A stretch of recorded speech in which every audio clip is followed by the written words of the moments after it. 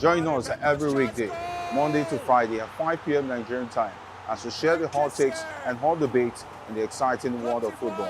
And joining me are the usual suspects, Ikechukwu and Mayowa, as we break down all the hot takes and everything that's happening in the football. Don't just watch football, live it with us. Catch us on the Locker Room and Voice of the People television at 5 p.m. Nigerian time. And like I always say, if not 20 minutes off, please the sport. Are you ready for the extraordinary? Something big is happening on your screen.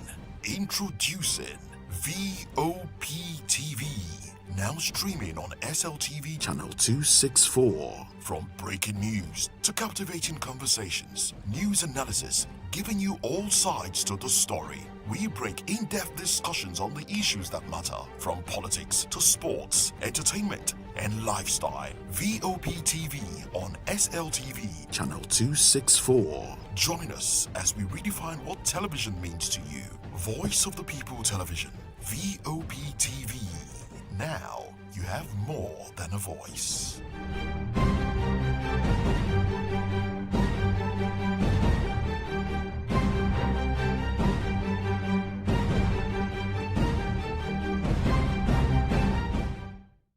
We encourage you to click on the like button and subscribe to our YouTube channel. We are Voice of the People TV. Also follow us on all our social media platforms. We are at VOP TV Live. Visit our website www.vop.ng for fresh and trending news. Also watch us live on SLTV channel 264.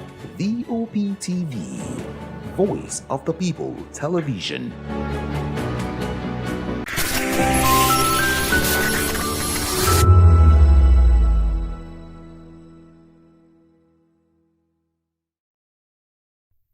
The Arraigns International Market is an open-air market located in Aba, a city in Abia State in southwest Nigeria. The market is one of the largest markets in West Africa and nicknamed China of Africa because of its versatility in the making of wares and leatherworks. Arraigns International Market was established in 1976 following a fire outbreak that destroyed the old Ekeoha market in Aba. The market was originally sited in a swampy area. The market is known for its shoemaking and leatherworks, thus making it one of the largest leather shoemaking markets in West Africa, with an estimated 2 million traders. For more than 2 decades, the market has serviced clients home and abroad. Manufacturers in the market boast that their clientele base extends beyond the shores of Africa. The market cuts across 3 local government areas: the Aba North, Aba South, and Osisioma. Arraigns International Market, with an annual turnover of over $3 billion as recorded in 2018, is a reseller's market where you can buy wholesale cheaply and even have your desired products designed and produced to your own exact specifications. There are a variety of businesses across the market, which includes sales of fabrics, shoemaking and sales, pharmaceutical supplies, hair salon materials, salons, general household goods, and so many others. The Arraigns market has a total of 37,000 shops.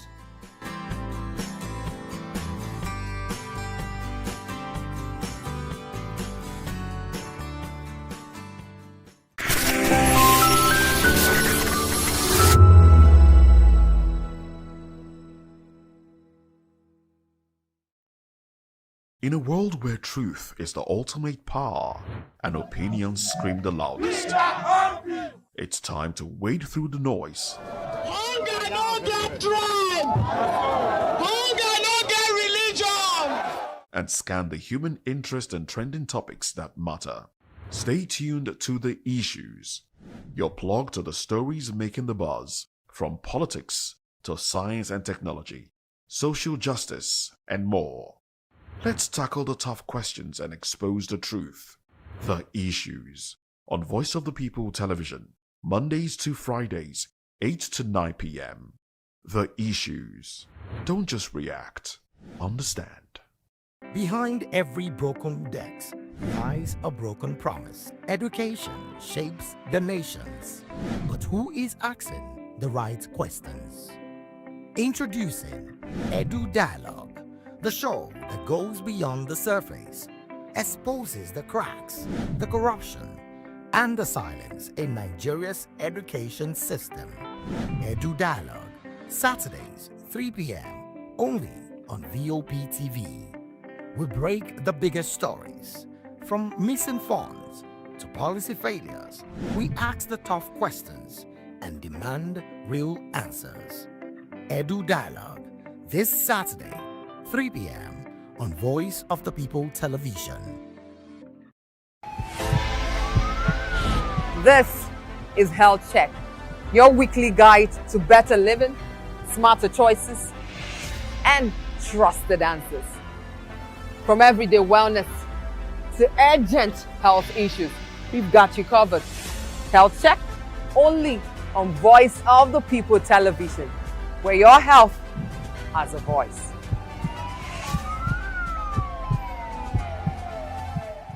My name is Malami, and here's to VOP TV. Keep watching, stay tuned, do not touch that dial. My name is Made Kuti, and you're watching VOP TV. Keep watching. Welcome, my name is Zika Davis. Distinguished ladies and gentlemen, boys, viewers, everybody, boys and girls. This is VOP TV. Do you know what that means? Voice of the People TV. You don't have a voice, don't come here. You better make sure your voice is heard. VOP TV. Now, you have more than a voice.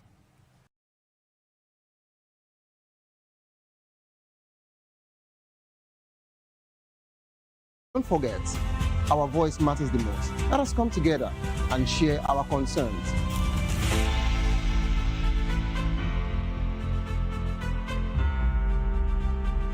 Mr. Familani, and here's to VOP TV. Keep watching, stay tuned, do not touch that dial. My name is Made Kuti, and you're watching VOP TV. Keep watching. Welcome, my name is Zika Davis. Distinguished ladies and gentlemen, boys, viewers, everybody, boys and girls. This is VOP TV. Do you know what that means? Voice of the People TV. You don't have a voice, don't come here. You better make sure your voice is heard. Are you ready for the extraordinary? Something big is happening on your screen. Introducing VOP TV. Now streaming on SLTV channel 264. From breaking news to captivating conversations, news analysis, giving you all sides to the story. We break in-depth discussions on the issues that matter, from politics to sports, entertainment, and lifestyle. VOP TV on SLTV channel 264. Join us as we redefine what television means to you. Voice of the People Television, VOP TV. Now you have more than a voice.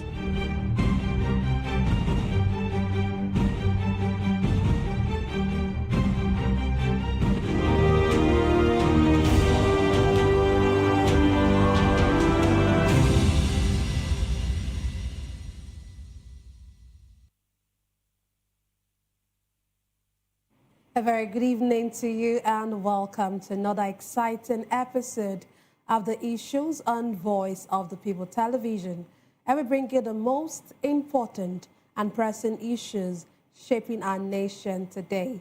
I am your host, Nenna Ndomdioto. Today on the Issues, we're examining the complexities of Nigeria's politics and governance, from Senate pushing for anti-venom in all hospitals, to DSS arraigning Malami and Son on terrorism financing charges. Also, NLC and TUC suspend protest and ask FCTA workers to resume work. And finally, Lagos Assembly meets with Makoko residents, urges ministries to stop demolition. Join us as we break down the fact and provide context to help you stay informed. We'll take a short break, and when we return, we'll dig deeper into these topics. Don't go away.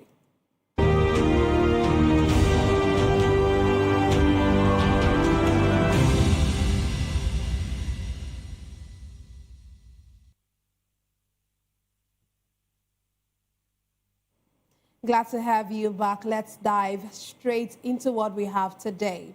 The Senate has asked the Federal Ministry of Health to enforce existing guidelines, ensuring that critical antidotes, including anti-snake venom and other essential life-saving medicines, are available in hospitals across the country. Senators argue that the absence of such medicines in primary and secondary healthcare facilities has led to preventable death, especially in rural areas. They say guidelines must be backed with accountability and funding to protect citizens. Meanwhile, medical expert Dr. Sahid Kende has criticized government's neglect of primary health care, emphasizing that anti-snake venom should be stocked in primary health centers where bite incidents are common. He said Nigeria's primary health care system is neglecting essential needs, urging governments to ensure that frontline facilities are stocked with critical supplies, including anti-snake venom. These calls are coming on the heels of the reported death of Ms. Ifunanya Wangene, who passed on following a snake bite in Abuja.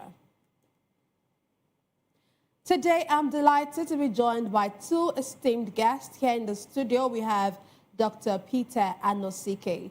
Dr. Anosike is a philosopher, development economist, and best-selling author. He's also an erudite commentator on economy, finance, politics, and power. He's also the author of the most talked about book titled Abuse of Power, How Democracy Turned into Tyranny of the Few. Thank you for joining us, sir. Thank you for having me. Okay, also joining us virtually, we have Kinane Sam. He's an instrumentation and control engineer. He's also the deputy governorship candidate of the Labour Party, Rivers State, in the 2023 governorship election. Glad to have you join us, sir. Good evening, and good evening, Nigeria. Good evening. Glad to have you be a part of this. Let me start with you. You know, it's I don't know what you make of it. We had someone, I'm sure you've been following the story. We had someone die over the weekend, a young lady, a rising star who was part of The Voice at some point, and you know she died as a result of snake bite. And now we are seeing the Senate, we're seeing different reactions, and of course now we're seeing the Senate say that there's a need for life-saving antidotes in all hospitals. Meanwhile, it's been, according to reports, we have 2,000 deaths annually from snake bites, and we've not seen the Senate move for something like this. And now just someone who is like a star has come up, and then now we're seeing this. What do you make of this? Yeah, good evening once more. For me, it's pathetic the way things occur in Nigeria. Just last month, we were talking about the death of a young baby because of a medical situation, which took national interest because of the prominence of the parents. This, a few days back, yesterday, again, another story of the death of a prominent Nigerian, a young, talented Nigerian, because of poor medical situation in the country. It is not just in the medical field, like we discussed some time ago. It is in almost every professional field in Nigeria. There has been a lot of negligence. The people who are supposed to regulate the activities of these institutions have not done enough. And that is because the level of greed in this country has increased. Greed in the sense of everybody is seeking after money, money that will not buy you life. For the fact that you are supposed to regulate and you are paid a small sum of money, you will oversee and, in fact, of those things that were supposed to be put on ground before establishment of those institutions. Like in the medical field, I keep saying that those of us who are close to the people at the grassroots in our localities, we will tell you more about what is happening. There are no hospitals or medical or healthcare centers in the villages that you can run to and get medical attention easily. For the fact that, one, we have talked about quacks in the sense that those people who are not medically qualified to be caregivers are the ones that you see in such places. And because they are not qualified, they have not gone through the requisite trainings that is supposed to give them a better understanding of the requirements in the medical sector, you'll find out that they are acting out of ignorance. Otherwise, how will you say a medical center in somewhere like Abuja do not have antidotes to venoms? So you will see if it could happen in Abuja, just imagine what is happening in the rural areas where we all come from. And that is because when it happens there, nobody takes cognizance of it. It is not reported. It is not recorded. And because it is not reported, you see, it goes that so many deaths. You can see that with their own number, about 200 deaths in a year is far, far less than what happens. I remember even when we were young, growing up in the villages, as at then, the medical knowledge was not as high as it is today.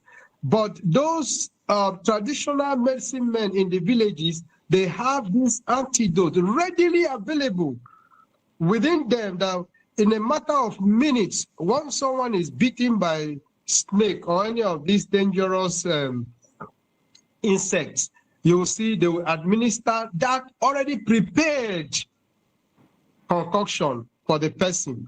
But imagine the kind of country we live in today, in Nigeria, where someone will be beaten from what we hear from the morning till evening time or afternoon time. She was not able to receive the antidotes that was supposed to keep her, or rather neutralize the venom of the type of snake. Secondly, we live in a very poor state in this our country, in the sense that there are basic trainings that we are supposed to know.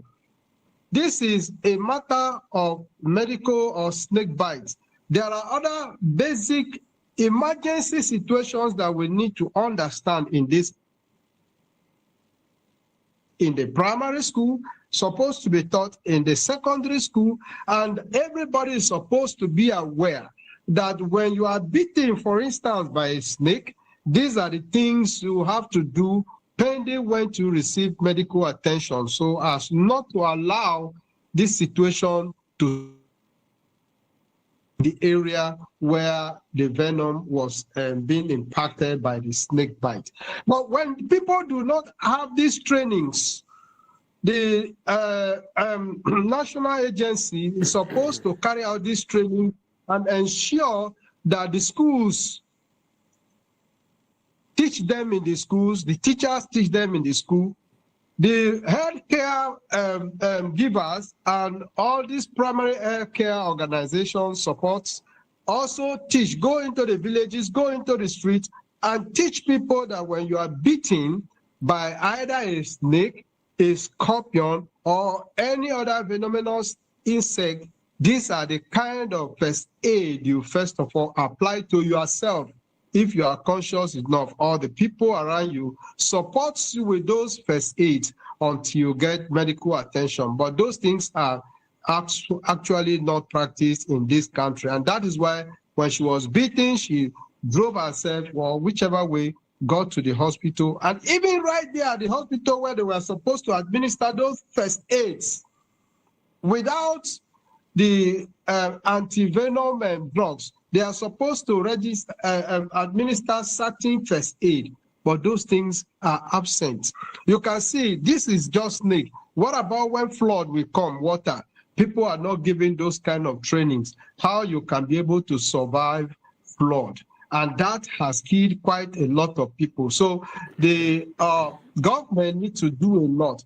And other organizations, human rights organizations, also need to do a lot for Nigeria to grow beyond where we are now. I am telling you, we are far below the standard of normal living in this country because corruption has taken over everything that has to do with us here in this country. Corruption by way of people's desire to make quick money and not to practice and ensure the etiquettes of every profession that we take over. Okay, so if you are saying that there's a need, aside from the infrastructural development that our hospitals need, you're saying that there's a need for every Nigerian, both old and young, to have an idea, to have the requisite knowledge when it comes to first aid and how to, just administer first aid treatments to others and, of course, to ourselves when things like this occur, right? That's exactly what I'm saying, because if you are talking about the primary health care system, how many villages has a primary health care hospital? Many of the villages do not have, and it takes them hours sometimes to get to where they will get those first aid in the hospital. So they need to understand what you need to do immediately.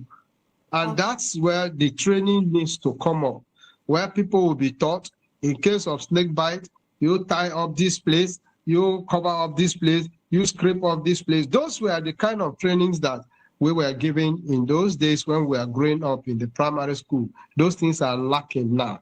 Beside the fact that, yes, you can get to the hospital and the hospital do not have the drug. And now that you are in the hospital and the hospital do not have the drug, the question we should be asking ourselves, the health caregivers in that hospital, do they even know what to do? If they had known what to do, I think they would have minimized the spread of that venom before it gets to the point of death or before she gets to FMC in Abuja. Okay, thank you very much. Let's get to hear the view of our guest in the studio. Dr. Peter Nosike, today we're talking about anti-snake venom. We're talking about antidote. But we know that our hospitals lack so many basic equipment. And what would you say is actually the cause of this? Is it a result of funding? Is it a government failure? Is it, poor enforcement of existing guidelines? Why are we where we are today? Well, to start with, it simply shows that what is important in Nigeria is who and not want. Understand? What is important in Nigeria is who and not what. It is who something happened to and not what happened, understand me? Because every day by day, people have been dying of snake bites, but it never made news until it happened to a popular person. That's how even all the Senate now knows that snake bites do kill people, and they are now sitting to talk over it. Imagine they had no chamber of the country sitting down that to talk over snake bites. This shows you how unproductive that they have been. Again, trainers have been killing people in Auchi and Bini Road, in Auchi, Sapende Road, until it happened to a renation of Big Brother Niger Star. Then it became, it now made a headline. So it shows you that what happened is not important, but who it happened to. And that is very, very shameful. And for Senate to now sit and issue a statement that hospitals should equip themselves with anti-poison or understand me things. Senate don't need to talk about this. Every hospital should know that they should have this.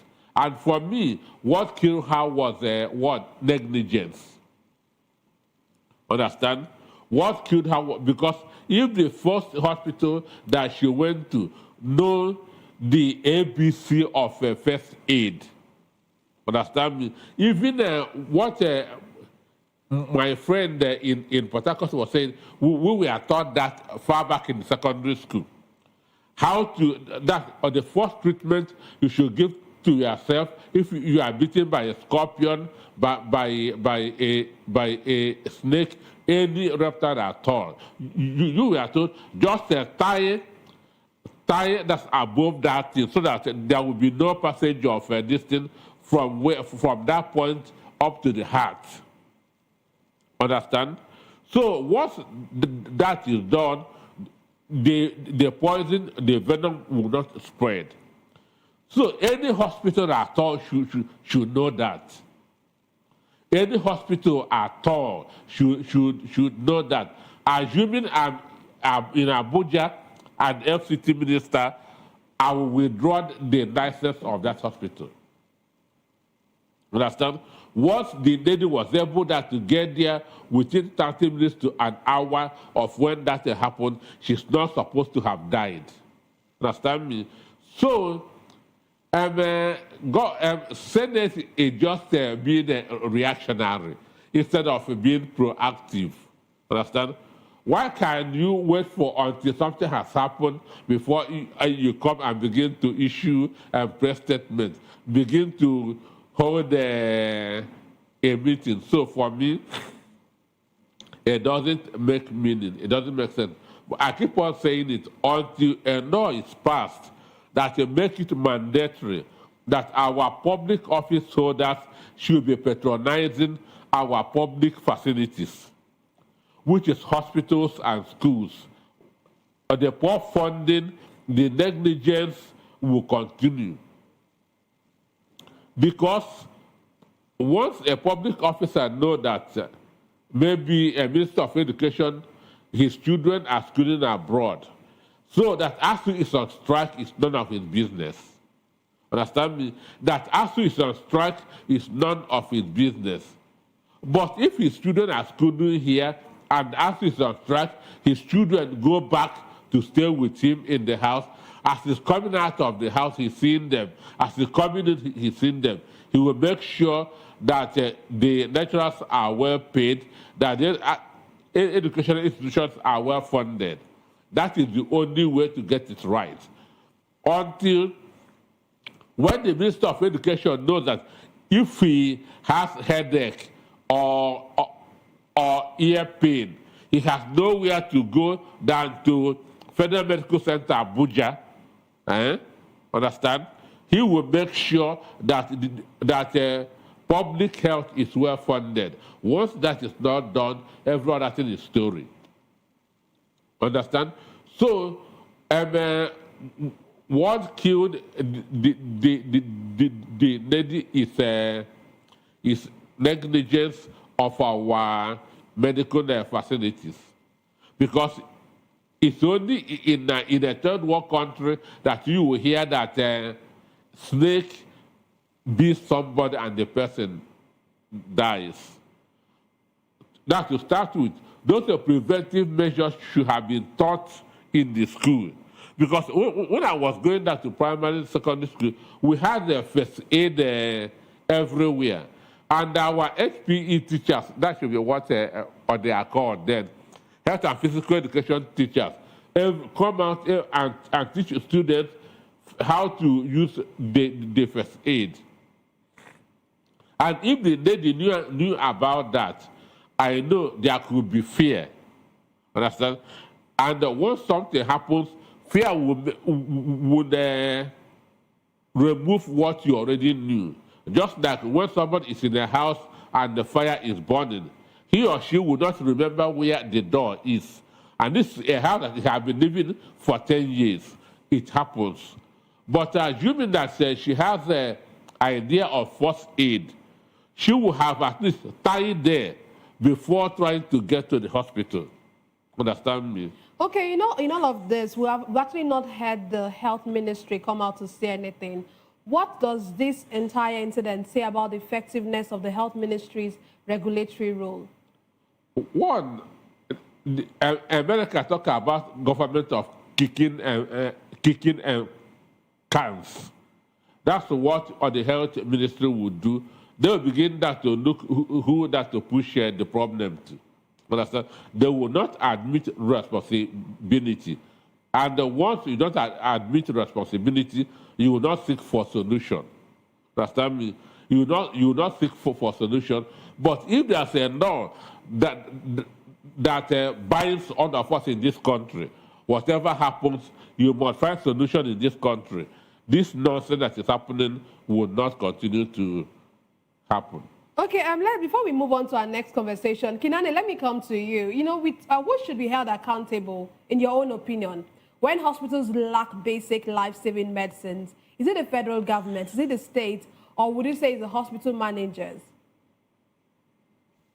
I think we cannot say it's the federal government alone, nor can we say it's the state government alone, and down to the local government also shares the blame. Because when we are talking about primary health care centers, it is supposed to be one of the fundamental points of health care in the life of every community. And so the question we should be asking is, which of these tiers of government is closer to the people? It starts from the local government. And if the local government cares about its people, they should be able to provide these amenities in the localities where they govern as a local government council. Secondly, the states also needs to support the local government and ensure that primary health care centers are properly equipped so that in times of emergencies like this, every necessary drugs are made available for emergency situations. Same thing goes to the federal government. It is not enough for the federal government to budget or put a budget out there for FMC, for example. And the truth is, how many of our Nigerians have access to FMC? For instance, this is a special case that they were able to run to FMC. For me, it is an all-inclusive blame to the state government, the federal government, and the local government, and particularly the regulators of the healthcare services. Because even if government is negligent on issues like this, the regulators should have been able to know that, yes, we need to put up certain drugs that are very key to survival in the hospitals. Now, you even see as this, what you call vehicle, these people that VIO. Yeah, VIO on the road. They even request that drivers should have a first aid box in their vehicle, and they have refused, or rather out of ignorance, they just want you to have those drugs that are not even relevant to survive in times of emergency in your first aid box. These are some of those things that should have been necessary for us to have in our first aid boxes, and if possible, to have it in the closest health center to every community. So it is a blame on us as Nigerians. I don't want to put it on just one set of people, but we are all involved. Because for those of us who know about it, how have we been able to spread the news to people to know? And even if we talk about it, how is the government ready to implement it in the lives of our people as Nigerians? So it is a very bad situation. I keep saying it, that Nigeria, we are living below the standard of living. We are living below standard of life. In fact, everything in this country is just about money. People who wants to make money. Hospitals open up to make money. Institutions open up to make money and not to deliver services to people. If you call a craftsman on the street to ask them to come and do a little job for you, the first thing they will present to you is money. And even when you are ready to pay the money, do you get services for the money that you have paid? And so that is what happens in this country. Everything is about money. And I just wish we can change our ways and turn around to be professionals in our daily endeavors. Okay, thank you very I much. want to just in a minute. Those to be held responsible for this are one, those who are supposed to fund these hospitals. Are they properly funded? Then the regulators, understand? Funding is one. Just sending, making a budget, sending money, it is not all. Are people going to these hospitals that to make sure that that the facilities are up to date? That what are supposed to be there are there. Understand me? If nobody is coming, then anything can go on. Understand me? So the regulators should be held responsible for this. Are they doing their oversight function? Because if they are doing, they will have known that this hospital lacks so and so things. And I don't like a situation where something will happen and there will be no consequences. Because when there's no consequences, there will be no deterrent. Okay, thank you very much, Dr. Anosike. Let's move on to our next conversation for tonight. The Department of State Services, DSS, has arraigned a former Attorney General of the Federation, Abubakar Malami, and his son, Abdulaziz, on a 5-count charge bordering an alleged terrorism and illegal firearms possession. Malami is also accused of refusing to prosecute suspected terrorism financiers whose case files were handed to him while he served as the AGF and Minister of Justice. Malami and Abdulaziz are equally accused of warehousing firearms in the residence at Gese Phase 2 area, Birian Kebbi local government area, Kebbi State, without lawful authority. They both pleaded not guilty, and the judge ordered that the defendants be remanded in the custody of the DSS and adjourned to February 20 for the commencement of trial. Dr. Anosike, let me come to you first. We've been following this particular story, and we've even talked about it here.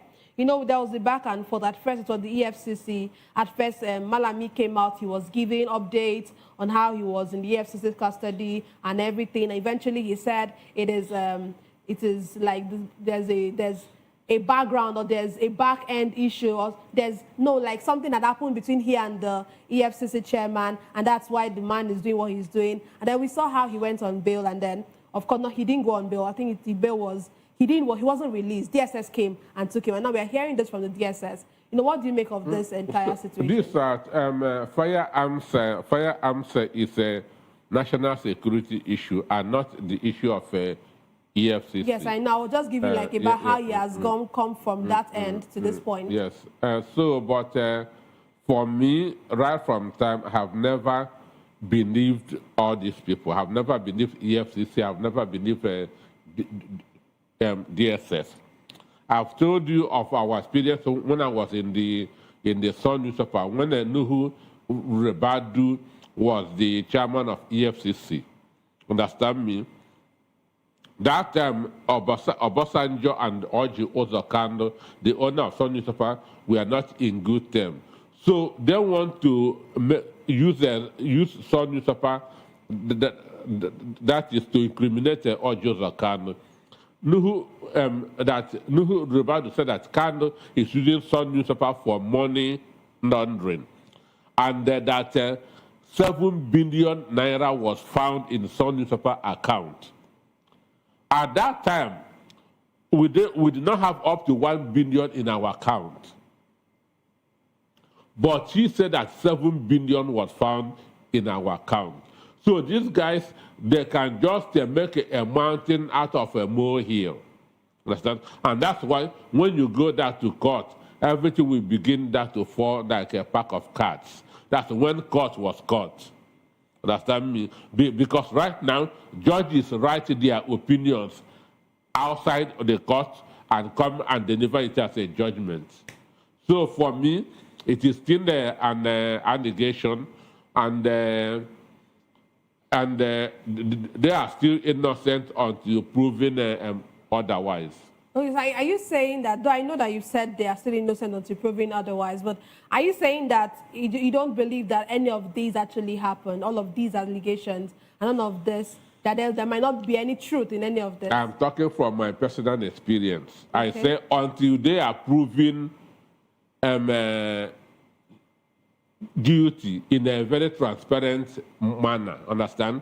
Not when opinions are written, judgments are written outside, and a judge will be reading like a 100-year-old woman. That shows you that he wasn't the one that authored the judgment. We have seen it over and over in this country.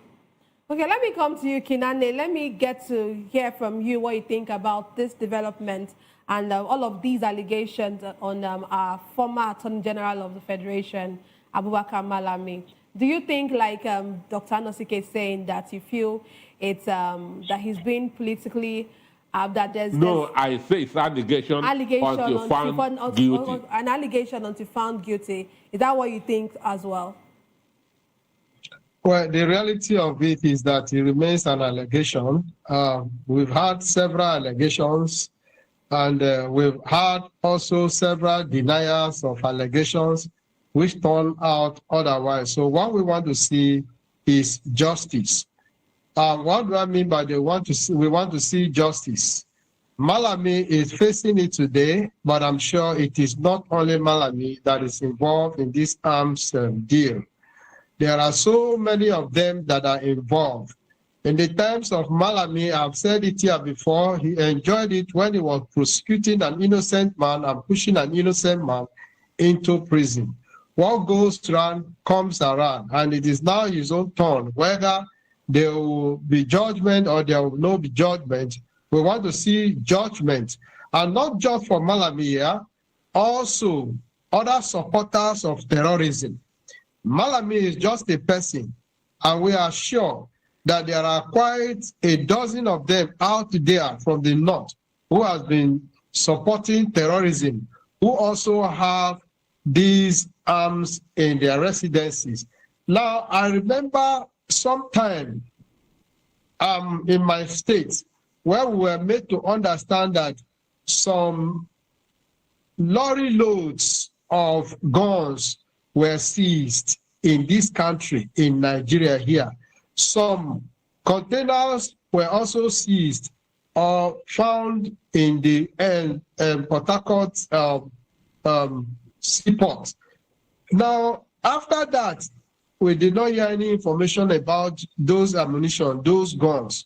So are you telling me that those guns are just the ones they saw in Malami's house, or they disappeared into the thin air? There are still a lot of them. So what I expected the DSS to do was to investigate deeply and come up with a list of people who have these guns, these ammunitions, in these weapons in their houses. It's not just Malami. So if they want to work, let them come out to tell us where all those container loads of ammunitions that were seized by the custom, and those of them that were also found to have escaped, where are they? So until they do that, we will not see sincerity in what they are doing. And that's why I said, let there be a judgment before we'll be able to believe them. We've seen situations when they come out with these allegations at the end of it, nothing comes out of it. Where the worst will happen, you will just hear about plea bargain and the person goes scot-free. So in a country of this nature, where everything goes as much as you have the money, becomes difficult to believe, even when it is real. And I'm actually going to ask you if you think that this, the judge actually said she said she postponed or she tried to adjourn. She adjourned the case till February 20. And now I was going to ask you if you think that trial, if this case will actually get to the end, but I think you spoke a bit about it when you were speaking. But I want to ask you, in this case of terrorism financing, how can the DSS actually make these things transparency to ensure that, to ensure public trust, actually? Because it is, like you said, it's not about Malami. We have other people who have been alleged to be financing terrorism, but we've not heard about any of them. How can they ensure that there's transparency in all of these cases? It is very easy. Like we are aware, there have been some international media that has published names. Let DSS come out to tell us that these names that were published, this is what we found out about them. That is transparency. And not just to select the names of the people that you want to put forth, maybe because they have some issues with the present administration. Every names that has been published by international media as financiers of terrorism, those names should be brought forth with all their findings about them. I'll put it in black and white, and we'll read about it and we'll compare with whether they are working right or not. Okay, thank you. Dr. Anosike, you want to say something before we move on? We all know how laws works in this country, that's the court process. For you to charge a case to court, it means you have concluded with your investigations, understand me? Before a case is charged to court, it means that every investigation has been concluded, because you cannot charge a case to court and still be bringing evidences, no? So in this case of terrorism financing, that's warehousing arms and ammunition, do you think that Malami and his son will act unknown? Just reason it. How can two of them act unknown? So they went to China or to Turkey and bring those arms to their house. No driver brought it, understand? So the terrorism financing, who were the people who got the money? Understand? Who were the money given to? So there's no way that two of them can stand alone, can unquote commit this crime. So are you saying that there's a need for the DSS to also bring out those people? Some people are being shielded. Okay. Some people are being shielded. There's no way just a father and their son can run this deal. What would be the reason for the DSS wanting to shield some persons? It depends on the book that's you are. Understand me? It depends on whose book you are, whether you are politically correct or politically incorrect. Right now, Malami is politically incorrect. Understand? So if there are people who are politically correct, their names wouldn't come out. But should that be the case? Should that be the case in, because Nigerians need transparency. Should that be the case that some persons should be shielded and others should now be brought to the fore and being used as It's the DSS that you should ask that question, not me. That shouldn't be. What do you say? Correct. Okay, thank you. Let's move on to our last conversation for tonight. The Nigeria demonstration and asked Federal Capital Territory Administration workers to resume duty after weeks of dispute. The NLC and TUC say they have suspended their planned employees to get back to work in the interest of peace and compliance with existing court directives. Dr. Anosike, let me come to you first. What do you make of this? Has their salaries been paid? That should be the question. Has their salaries been paid? Understand? So telling them that to go there to work, whatever was discussed and salary is not being paid, is just making yourself look foolish. Understand me? Protest, strike is the last option. Understand me? And it happens when every negotiations has failed. Understand? Then you can now say, let us go on strike, let us go on protest. Then when you are on protest, you are called for negotiation. Fine, you go for negotiation. Negotiation shouldn't be I will. Understand me? Because you embarked on that strike for one reason, you are being owed salaries. So had that salaries been paid? That's the question that I would have wanted them to answer. Understand? So if the salary is not being paid, it means that all the days of protest, strike is a waste. Understand me? It's a waste. And even the labor union can even sanction them. Government can even sanction them for embarking on exercise that ended in futility. And that's what the National Association of Resident Doctors in Abuja is facing now. They'll call for strike. Senate will come mediate. They will go back, and the salary will not be paid. Tomorrow they'll come out again. It makes them look weak and stupid. Okay, Kinane, let me hear your opinion on this. You know, we've seen the court injunctions coming up, sorry, in this particular case. We saw the court injunction that the workers should stop their protest and go back to work. And of course, we also saw an injunction asking the NLC not to embark on protest. Would you say that injunctions or court injunctions are becoming a routine tool to neutralize labor actions? Yeah. The court has been a routine way of neutralizing the actions of the Nigerian labor union. Besides, Nigerian labor unions have become a bulldog.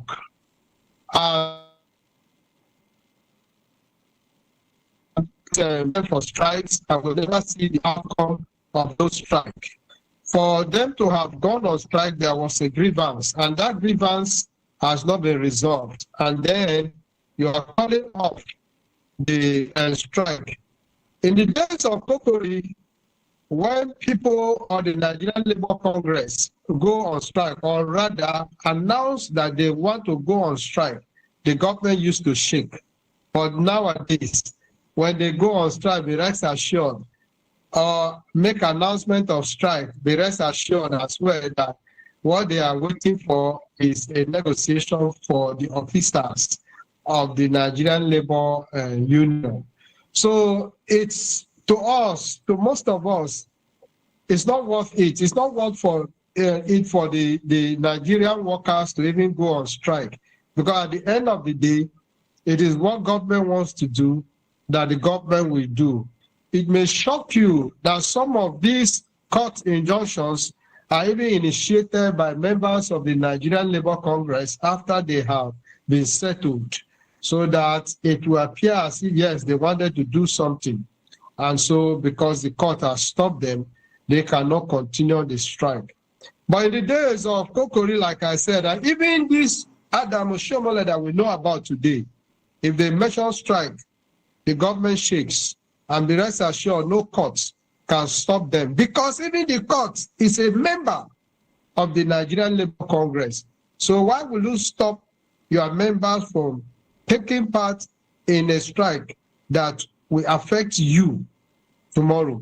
So most of the things we are seeing are just negotiations for their pocket, and not negotiations for the workers. So for me, well, they have asked them to stop the strike, and what will the workers do? Because now that they have been settled, if the workers refuse to go to work, of course, they will face the consequences, because there's no other person that is fighting for them anymore. Okay. Rather, those people are fighting for their pocket.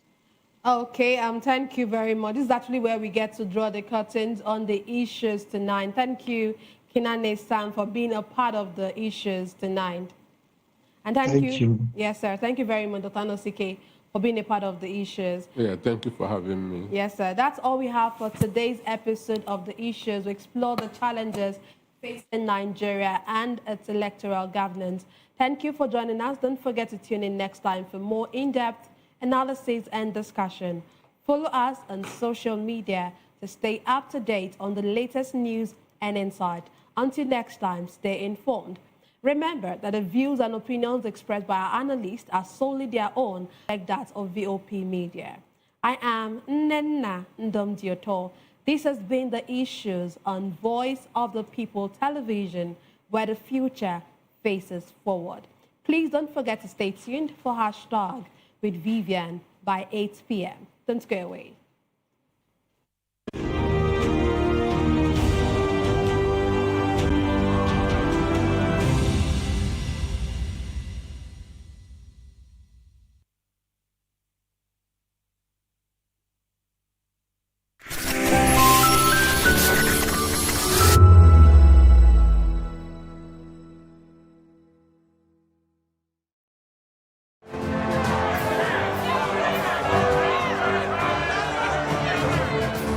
Do you want your voice to be heard? Do you know that you matter in the scheme of things? The People's Voice, the show where ordinary citizens take center stage as we discuss the biggest stories that affect you and I. With you in mind, we facilitate lively discussions, debates, and interviews on the topics that matter most to you and I, from social justice to economic empowerment, education to healthcare, governance, and more, tackling tough topics and amplifying your voice. Join the conversation and make your voice count. The People's Voice. Make your voice count.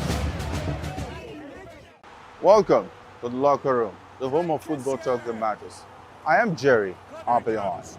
Join us every weekday, Monday to Friday at 5 p.m. Nigerian time, as we share the hot takes and hot debates in the exciting world of football.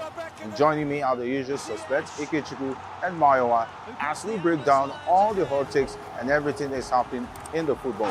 Don't just watch football, live it with us.